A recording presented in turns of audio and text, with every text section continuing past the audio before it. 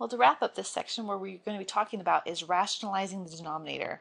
Sounds like a big word, doesn't it? Rationalizing. All that means is just if you have a fraction, specifically if you have a fraction, obviously the word denominator.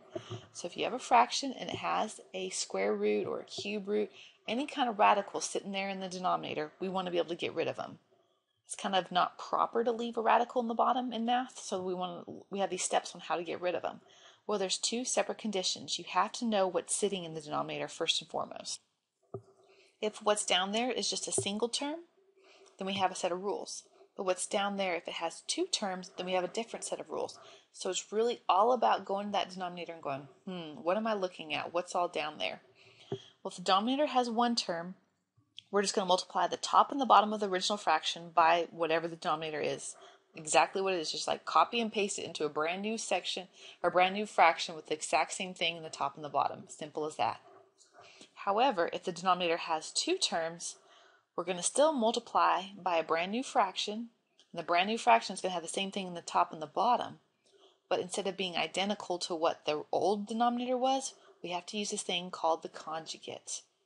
Okay, and the conjugate in general, if I had, let's say I had a denominator that was x plus 3, the conjugate of x plus 3 is still the x and the 3, and all we do is switch the middle sign to negative. Okay, so that's the whole concept behind what's a conjugate. So when we get some practice here, you'll probably pick up on it real fast on what we're doing here. So let's go to example number 9, where we want to rationalize the denominator. Because looking here in this first fraction, I've got a square root down there, and that's not proper. We need to get rid of it. So ask yourself this, and if we can look at these two together, you know, this first one, right, this first example and the second example, look at the bottoms. How many terms is in there? Well, this is just the square root of 3y. It's just one term. Yeah, there's a 3 and a y down underneath the radical, but that's not, remember, plus signs and minus signs is what separate your terms? So there's just one thing sitting here. Whereas if I go to the second one down here, you see how it's a 1 and then minus. That minus is telling me I'm separating terms right there.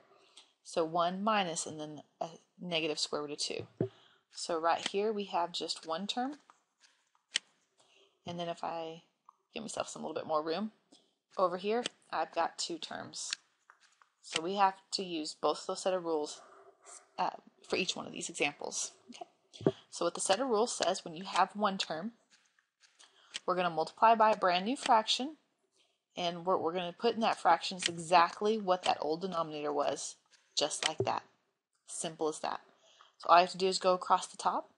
Anytime you multiply something that's not a radical with a radical, the non-radical part just goes out front. And then when I want to multiply two radicals together, we just multiply the stuff underneath. So 3 times 3 is 9, and y times y is y squared. Let's clean this up. So 2y, square roots of 3y.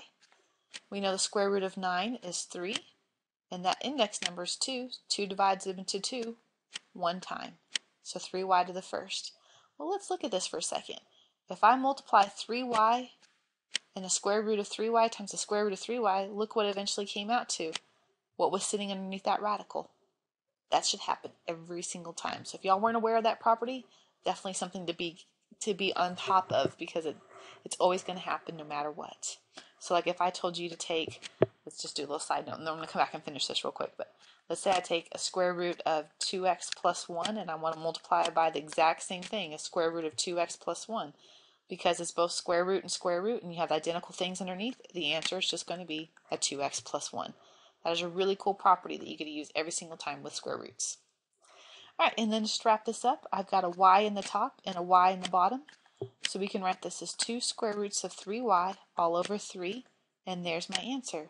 And what we have done is technically rationalize the denominator, because there's no more radicals in the denominator. It's just the number 3. Okay, let's go to this next one. This one is the part where we have two terms. So again, just like we did above, we're going to be multiplying by a brand new fraction, but because it has two terms, it's still going to be 1 and the square root of 2. It's just all we have to do is change that center sign to pluses. Okay? So up here in the top, we have two terms being multiplied to two terms. In the bottom, we have two terms multiplied to two terms. Okay, so we obviously have to distribute or FOIL this out depending on what method you like to go with. So 1 times 1 is 1. Outsides would give you a positive square root of 2. Inside's again a square root of 2. And last will be a positive, looks like a square root of 4. Down here in the denominator, first to first would be a 1. Outsides would be a positive square root of 2. But this time now it's a negative square root of 2. And then a minus square root of 4. Okay. Now don't go through here and start canceling off terms. You can't do that. Totally illegal. The only way you can ever cancel terms is if they're all multiplied together. And these guys aren't multiplied together. They're all added and subtracted. It's very illegal if you wanted to go through and cancel off terms. We just have to work with it as is. Well, we know that before we clean this up, that right here with the square root of 4, we can knock that off and say, oh, that's 2, right? Because the square root of 2 times the square root of 2 should be 2. And same thing down there. So if I have a 1, I'm going to add on 2. We have 3. Now, the square root of 2 plus the square root of 2. Well, I've got a square root of 2 term and another one, so I have a total of 2 of these terms, 2 of the square roots of 2's. If I go down here to the bottom, I have a positive square root of 2 and a negative square root of 2, so 1 minus 1 of these is going to go away. And then we just have 1 minus 2, which is negative 1. So just cleaning this up, because if you divide by negative 1, you can write this as negative 3 minus 2 square roots of 2. And there's my answer. So actually this time by rationalizing the denominator, it actually completely got rid of the denominator, which won't always happen, but that was just a unique case. Okay, well I'm going to stop this video for right now, and then we're going to pick up with sections 8 and 9 in the next one.